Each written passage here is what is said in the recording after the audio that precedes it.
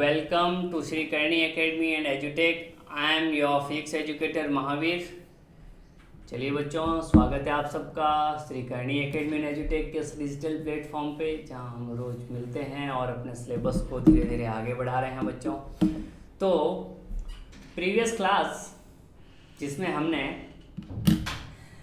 धारिता chapter number 4 start कर दिया था और उसका इनिशियल जो टर्मिनोलॉजी है उसको देख लिया था कि ध्रुवीय क्या होते हैं और ध्रुवीय पदार्थ क्या होते हैं, पैरावैद्युत पदार्थ क्या होते हैं, कैसे वैद्युत क्षेत्र जो है उसमें रखने पर पैरावैद्युत पदार्थ जो है इफेक्ट उन पे आ जाता है, कुछ ना कुछ एक नेट इलेक्ट्रिक फील्ड जो होता है वो कम हो जाता है। ये सारी चीज़ों के बारे में हम अध्ययन कर चुके हैं। आई होप आपने वो पार्ट देखा होगा और आपको क्लियरली समझ आया होगा। नेक्स्ट पार्ट जहाँ से अपने चैप्टर का स्टार्ट होता है, जो जैसा नाम है ना वो तो अब शुरू हो रहा है, धारिता। धारिता 2 का मतलब है लेक्चर नंबर 2, ये ध्यान देना, ठीक है जी।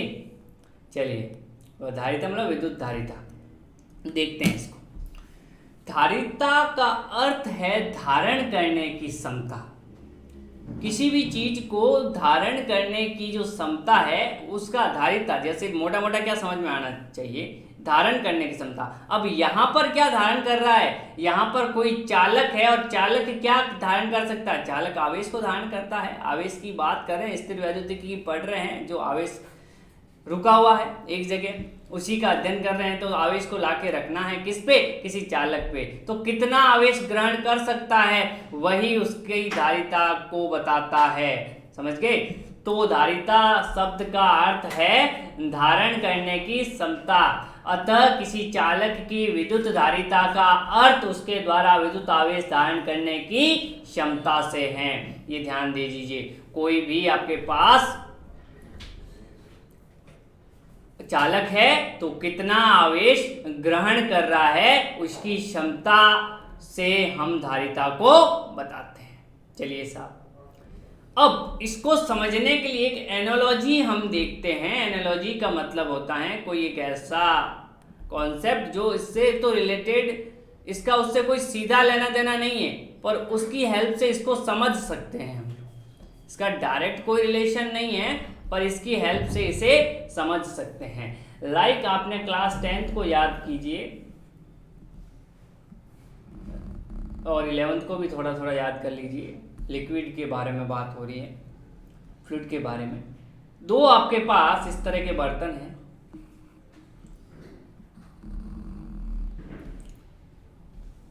ये 1 सेंटीमीटर या मान लेते हैं, हाँ 1 सेंटीमीटर, 2 सेंटीमीटर, 3 सेंटीमीटर, इस तरह से हाइट है। यहाँ पर भी इसकी हाइट है 1 सेंटीमीटर।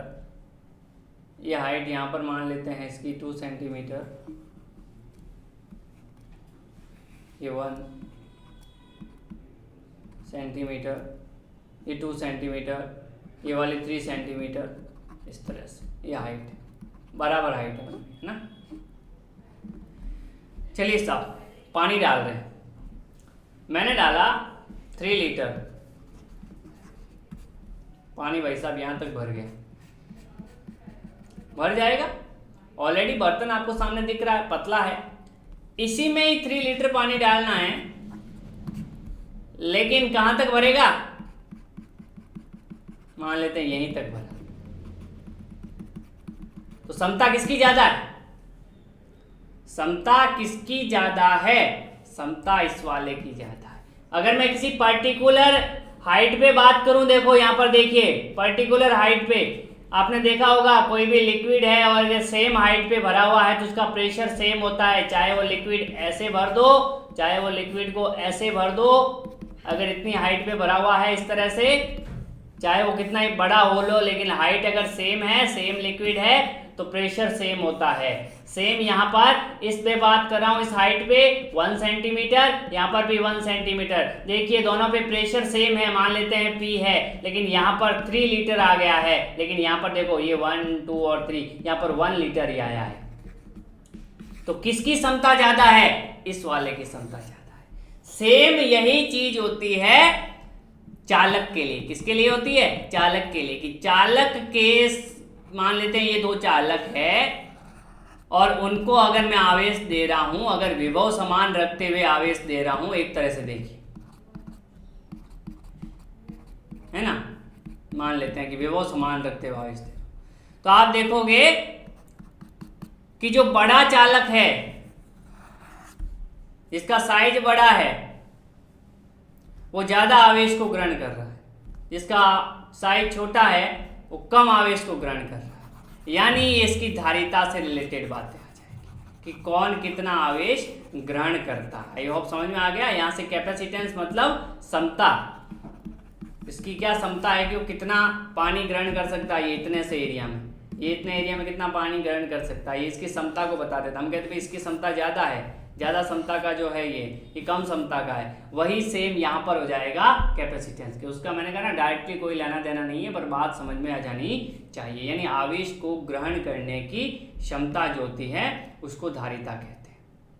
चलिए, जब किसी चालक को आवेश दिया जाता है तो उसका विद्युत विभव आवेश के अनुपात में बढ़ता जाता है।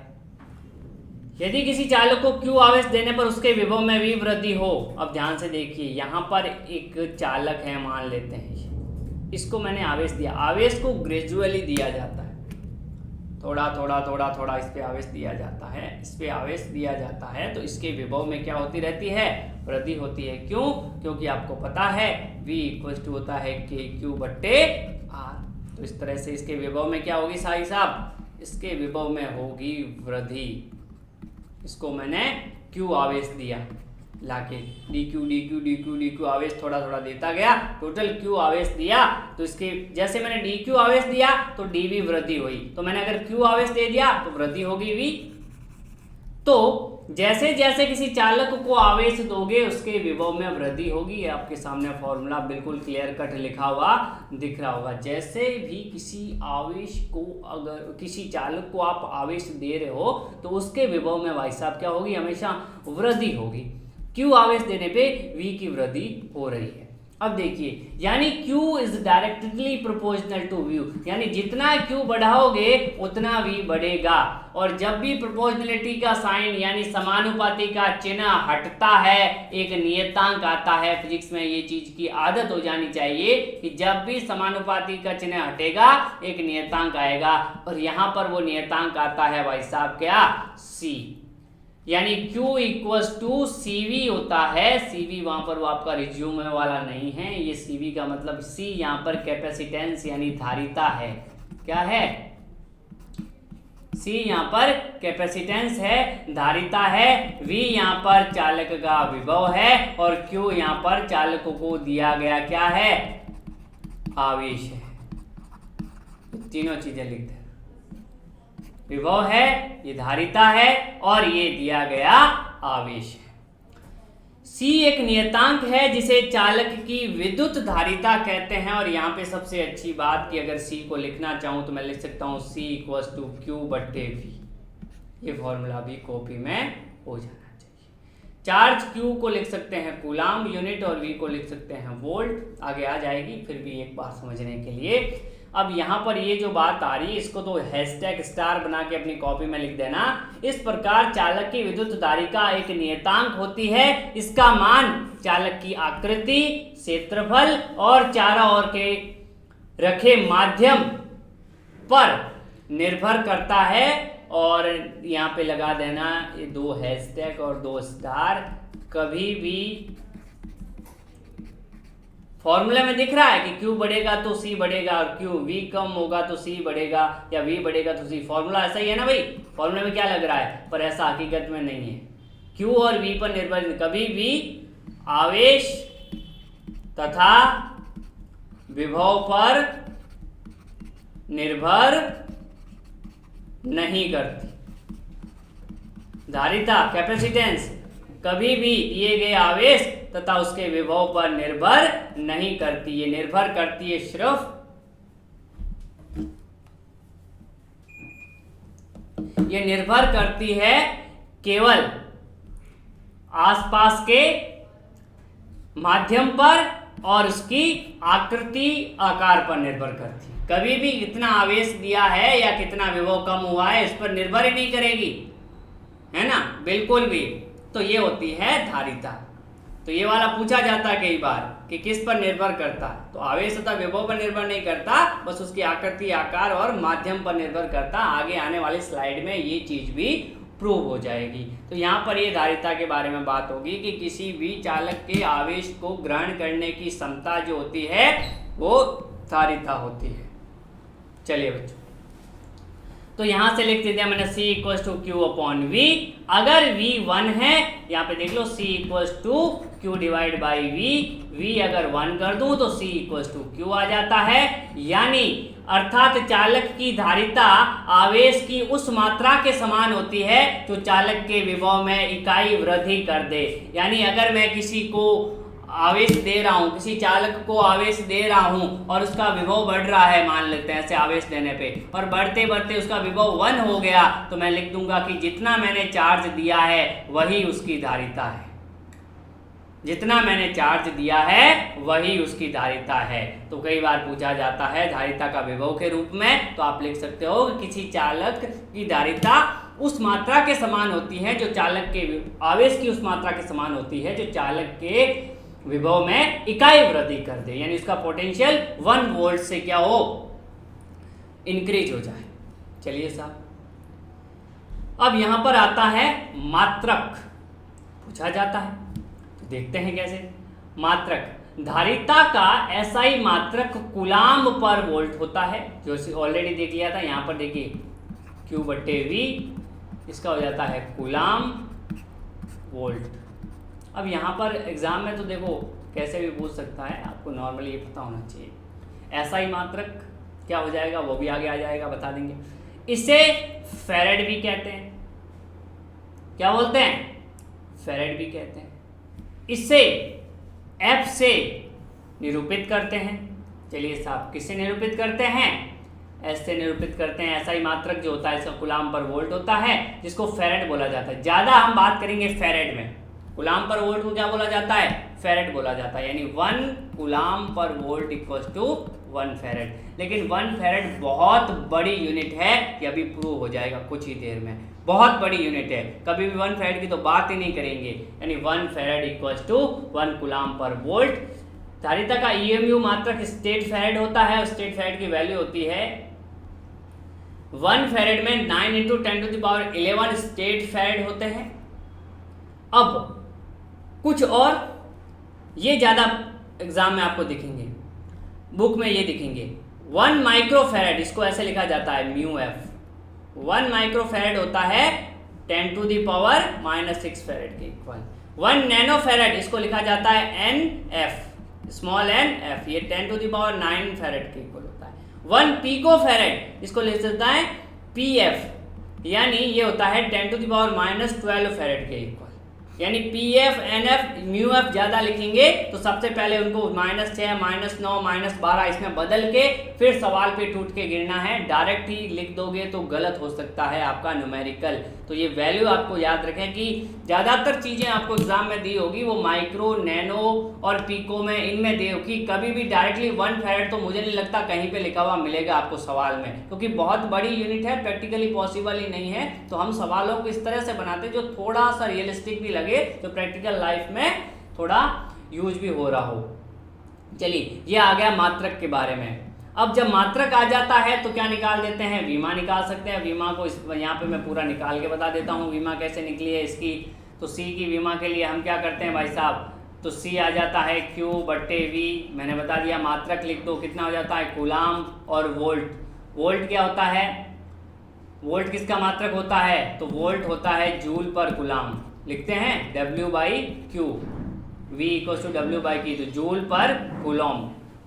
तो यहाँ पर देखिए, अब इसको लिखना है C जूल पर कूलाम। कूलाम ऊपर चला गया, ऊपर आ गया कूलाम स्क्वायर, नीचे आ गया जूल।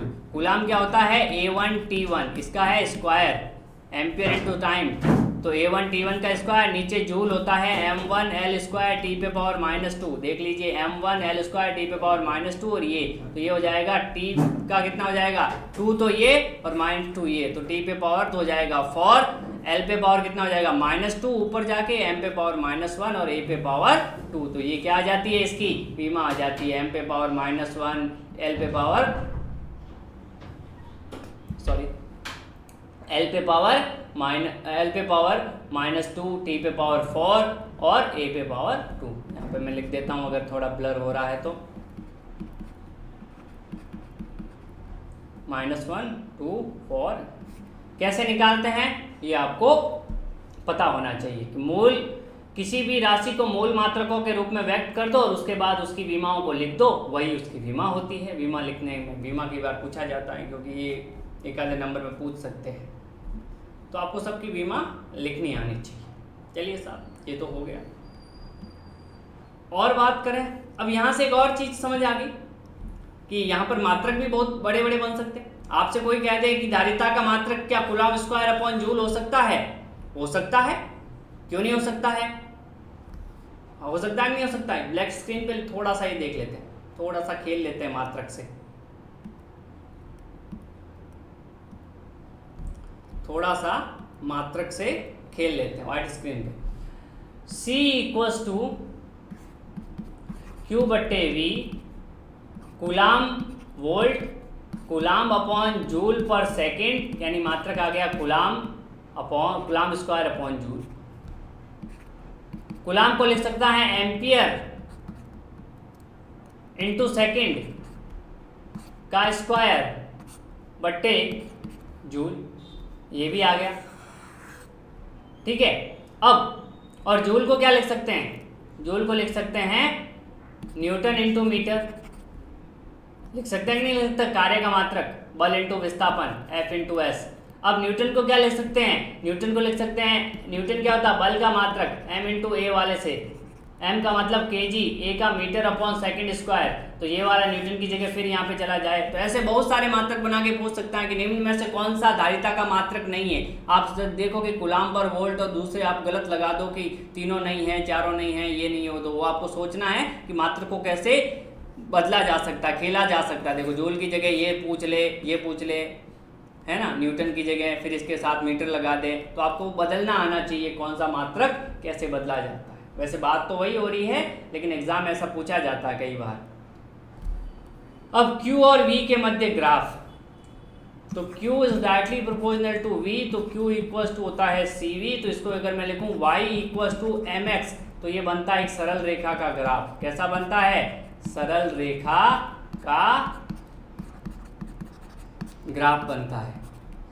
अब देखिए भाई साहब, सरल रेखा का ग्राफ जो कि कहाँ से गुजरती है? देखो y बराबर 0 रखूं तो x बराबर 0 आएगा, यानी मूल बिंदु से गुजरेगी। कहाँ से गुजरेगी? मूल बिंदु से गुजरेगी। ऐसे ग्राफ बनाना सीख लो। अब इसको y बराबर mx से कंपेयर कर दूं तो y की जगह रख दूं q, m की जगह रख दूं c और x की जगह रख दूं v, तो ये हो जाएगा Q इक्वल्स टू CV। तो y बराबर mx का ग्राफ होता है स्ट्रेट लाइन जो मूल बिंदु से गुजरती है, तो यहाँ पे हो जाएगा Q, यानी इधर है आवेश और इधर क्या है? विभव। तो यहाँ पर ये जो आता है ये m होता है। m क्या है यहाँ पर? m यहाँ पर है ढाल है, किसकी? सरल रेखा की। सरल रेखा की ढाल है। अब सरल रेखा की ढाल है और m को लिखा जाता है tan थीटा। m क्या होता है? tan theta. कैसे? यहां से देखिए, ये वाली चीज क्या है यहाँ पर? ये q है, नीचे वाली क्या है? v है। थीटा क्या होता है? थीटा होता है लंब बटे आधार। लंब कितना? q, आधार कितना? v, ये हो जाता है c। यानी धारिता निकालनी है। q v ग्राफ आपको दे रखा, देखो q और v का स्ट्रेट लाइन ग्राफ होगा और इसका जो tan थीटा होगा वो क्या होता है? इसका जो tan थीटा होता है वो धारिता को बताता है। ये जो थीटा होता है c को बताता है, यानी tan थीटा किसको बताता है? धारिता को बताता है। क्यू वी ग्राफ बनेगा तो उसका जो tan थीटा होगा वो धारिता को बताएगा। तो सवाल करते हैं और चीज़ों को समझते हैं। मान लीजिए कि ग्राफ आपको ऐसे दे रखा है, दो तरीके से बता रहा हूँ वैसा।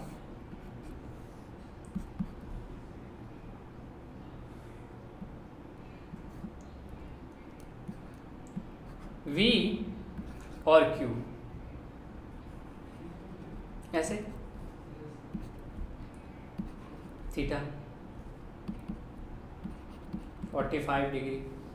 आपसे पूछा C का मान होगा। अब देखो 45 ने लेके 30 डिग्री, मैंने 45 से तुमको मतलब नहीं रहेगा सवाल का गलती से गलती कर जाएगी। तो यहाँ पर हम देखेंगे tan थीटा क्या आ रहा है इस ग्राफ का। इसका tan थीटा देखो यहाँ से, यहाँ पे v और नीचे c, तो tan थीटा आ रहा है लंब v बट्टे c। v बट्टे c क्या होता है भाई साहब? v बट्टे q। v बट्टे q क्या होता है? 1/c होता है कि नहीं होता? q बट्टे v c होता है, तो हो जाता। तो tan थीटा बराबर 1/c।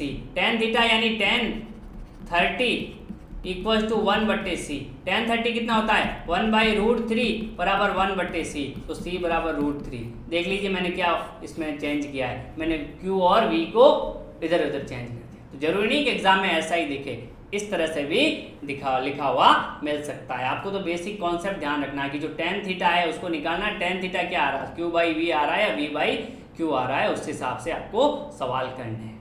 चलिए, इस तरह का सवाल पूछा जा सकता है। और डायरेक्ट पूछ लेता, अगर यहाँ पे q दे देता और यहाँ पे c दे देता तो बिल्कुल ही सिंपल हो जाता। q बट्टे v equal to c equal to tan 30 यानी 1/√3 आंसर आ जाता है इस बार।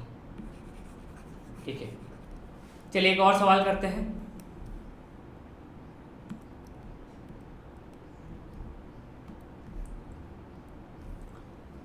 मान लीजिए कि ऐसे भी पूछा जा सकता है, और ऐसे सवाल पूछे गए हैं भाई साहब प्रीवियस ईयर में, और बच्चे कंफ्यूज हो जाते हैं।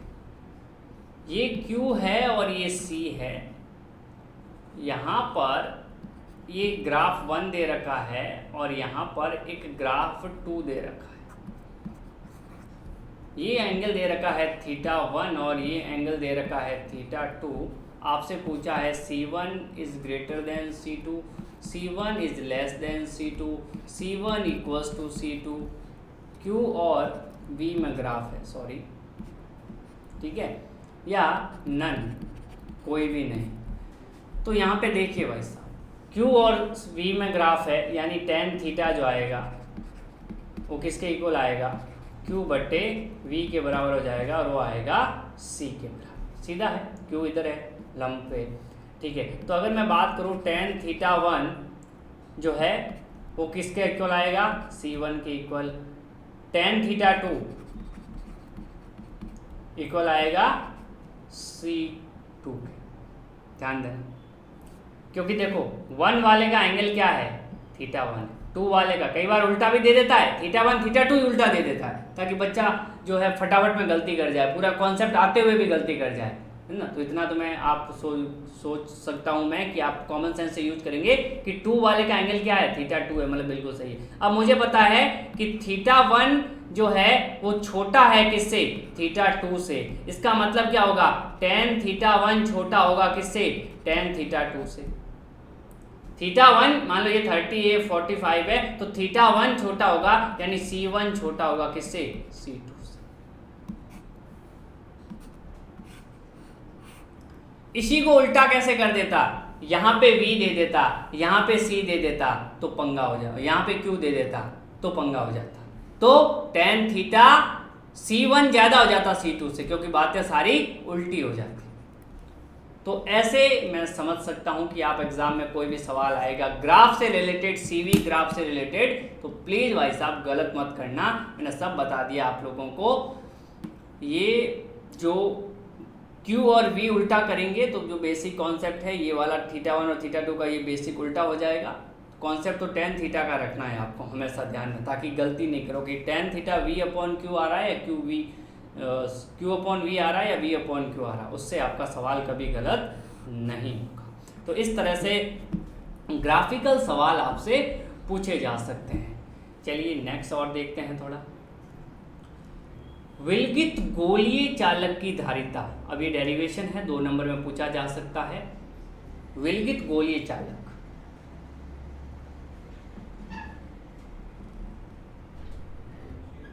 एक गोलीय चालक जिसकी त्रिज्या r है, इसको मैंने आवेश दिया है ऐसे Q आवेश। कितना आवेश दिया है? Q आवेश। तो अपनी कॉपी में जो मैं चीज़ लिख रहा हूँ उसको भी प्लीज़ लिखें, बोर्ड के लिए वो भी जरूरी है। माना एक विलगित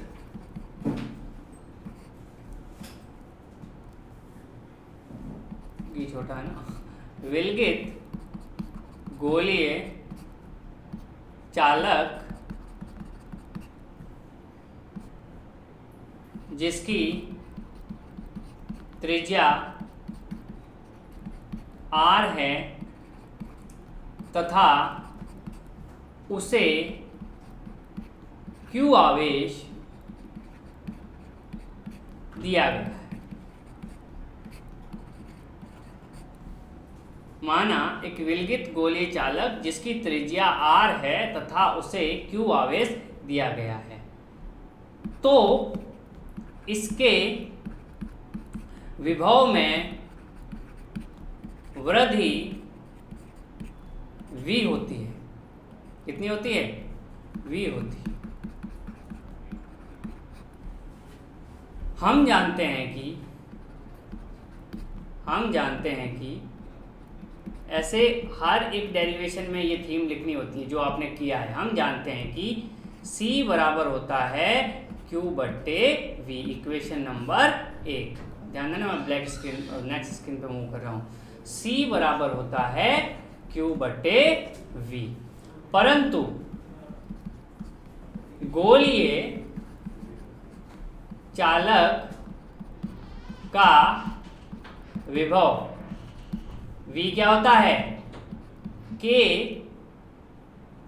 q बट्टे r, k बराबर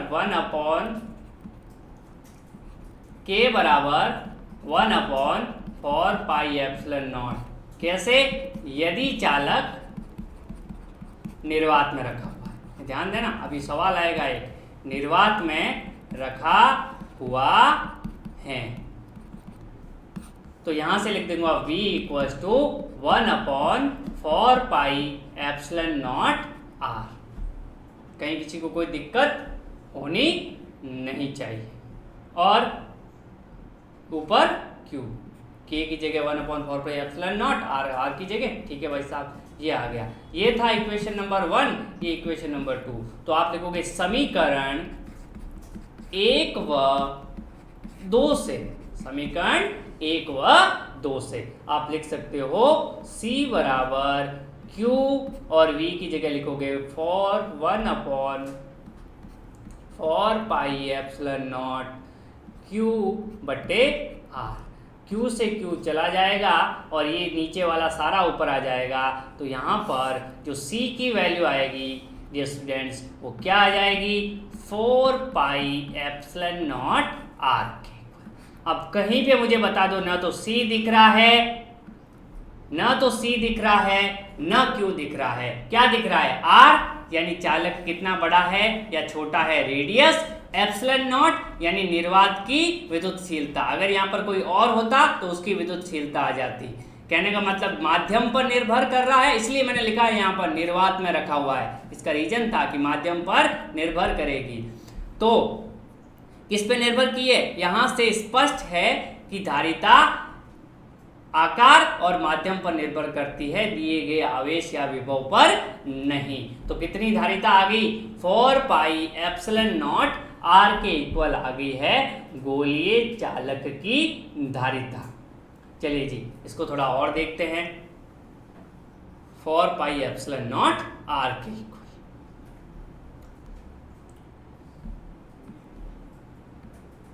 देखिए, यानी मैं बात करूं c किसके लिए? गोलीय चालक, 4 पाई एप्सिलॉन नॉट r किसमें? निर्वात में। तो माध्यम में क्या होता है भाई साहब? माध्यम में हो जाएगा c माध्यम 4 पाई एप्सिलॉन r। यहाँ पर एप्सिलॉन क्या है? माध्यम की विद्युतशीलता। क्या है? विद्युतशीलता।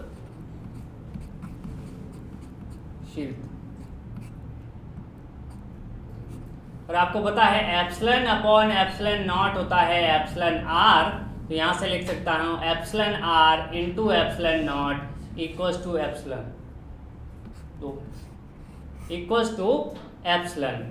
तो यहाँ से लिख सकता हूँ सी माध्यम इक्वल्स टू हो जाएगा 4 pi epsilon R epsilon naught into R. Epsilon की जगह लिख दिया epsilon R into epsilon naught. Epsilon R को लिख सकते हैं, क्या लिखते हैं इसको, यहां पे लिख देना साइड में, आपेक्षिक विद्युतशीलता, आपेक्षिक विद्युतशीलता, रिलेटिव परमिटिविटी, विद्युतशीलता, या कई बार एप्सिलन आर को के लिखा जाता है डाई इलेक्ट्रिक कांस्टेंट भी, डाई इलेक्ट्रिक कांस्टेंट, ध्यान दीजिए ये वाला डाई इलेक्ट्रिक कांस्टेंट या पैरावैद्युतांक, पैरावैद्युतांक, ये सारी चीजें लिख देना, ठीक है। तो यहां से अपने पास आ गया सी माध्यम अपॉन सी, आपके पास क्या है निर्वात। तो अगर यहां पे मैं लिखना चाहूं बच्चों, ध्यान दीजिए,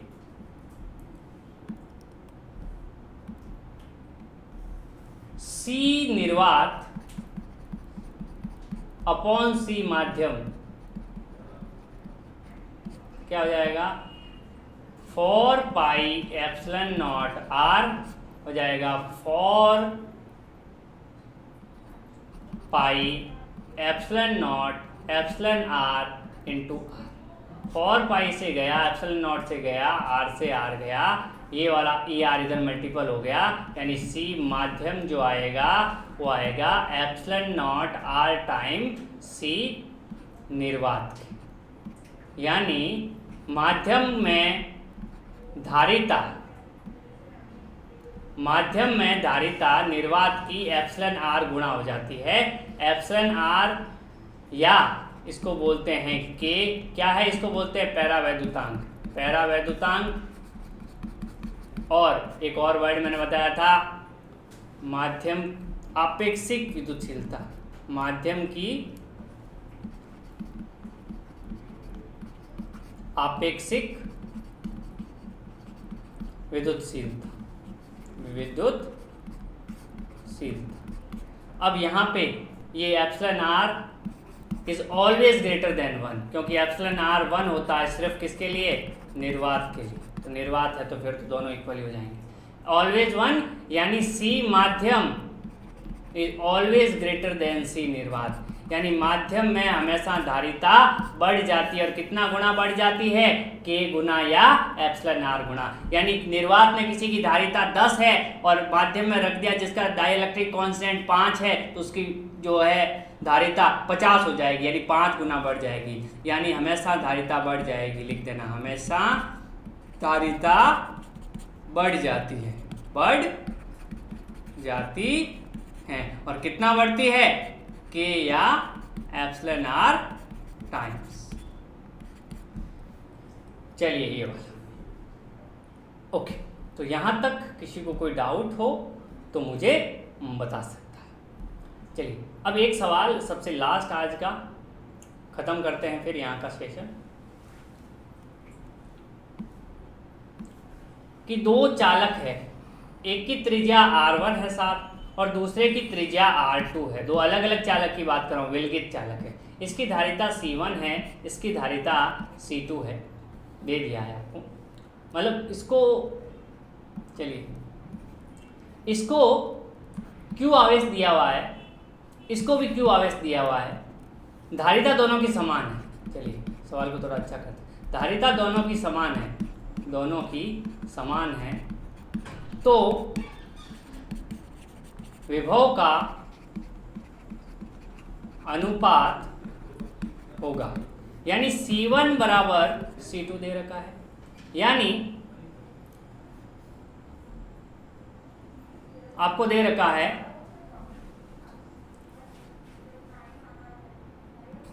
Q upon V1 equals to Q upon V2।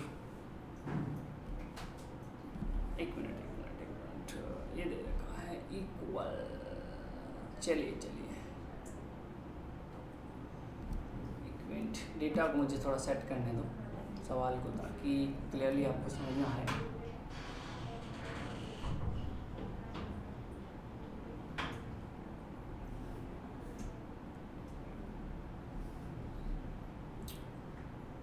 Okay तो आपको C1 को लिखना होगा 4 पाई एप्सिलॉन नॉट R1, C2 आएगा 4 पाई epsilon not R2। C1 upon C2 क्या आ जाएगा, Q अपॉन V1 और Q अपॉन V2। क्या आ जाएगा, Q अपॉन V1 और Q अपॉन V2 आएगा या नहीं आएगा। अब यहाँ पर C1 अपॉन C2 अगर आपको निकालना है,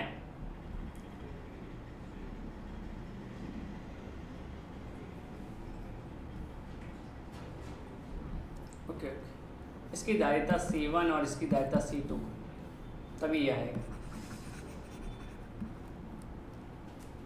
दोनों की धारिता समान मत करो, इसकी C1 है, C1 तथा C2 है, इसको ऐसे कर दीजिए दोनों की धारिता। ओके इरेज करके let me do all question. एक गोली चालक है जिसकी R1 है त्रिज्या, इसकी R2 है, इसकी धारिता C1 है, इसकी धारिता C2 है, इसको Q आवेश दिया हुआ है, इसको भी Q आवेश दिया हुआ है। तो आपको निकालना है V1 अनुपात V2, तो आप लिखोगे C1 बट्टे C2 आएगा Q upon V1 upon Q upon V2, Q by V दोनों को समान आवेश दिया हुआ है, Q से Q चला जाएगा तो C1 बट्टे C2 जो आएगा वो आएगा V2 बट्टे V1। C1 कितना होगा 4 पाई एप्सिलॉन नॉट R1 और ये हो जाएगा 4 पाई एप्सिलॉन नॉट R2, तो यहाँ से ये कैंसिल हो जाएगा, तो V2 अपॉन V1 हो जाएगा R1 बट्टे R2, या V1 अपॉन V2 कितना हो जाएगा R2 अपॉन R1। तो इस तरह से ऐसे सवाल पूछे जा सकते हैं। Thank you very much. Next class में आपसे मुलाकात होगी एक नए वीडियो के साथ। इस सवाल को अच्छे से देख लेना, कुछ खास नहीं किया है, धारिता का फॉर्मूला लगाया है।